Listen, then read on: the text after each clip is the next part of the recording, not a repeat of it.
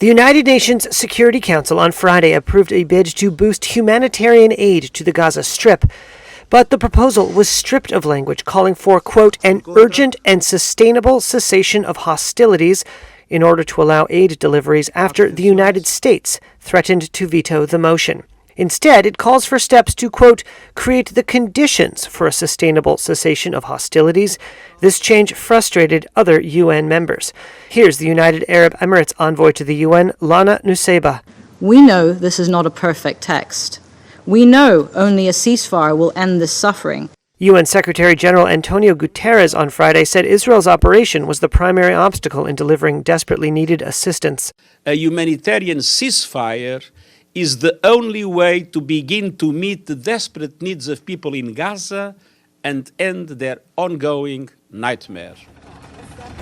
Nowhere is the dire need for aid more apparent than here in Deir al-Balah, in the Gaza Strip, where a school has been transformed into a field hospital.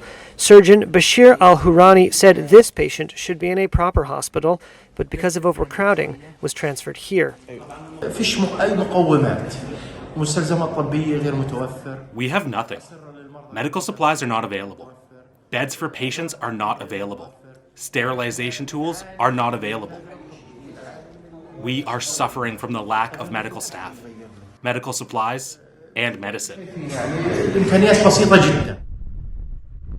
Aid trucks lined up at the Kerem Shalom crossing from Egypt into Gaza on Friday. Israel says since the start of the latest conflict, more than 5,400 vehicles carrying humanitarian aid have been allowed in. Here's Israeli Colonel Moshe Tetro. Our war is with Hamas, and we seek to reduce the impact on the people of Gaza.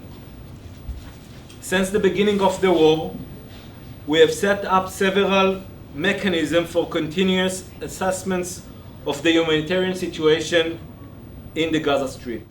Israel launched a massive military retaliation against Hamas fighters after the Palestinian militants attacked Israeli communities on October 7th, killing 1,200 people, mostly civilians, and taking hundreds captive.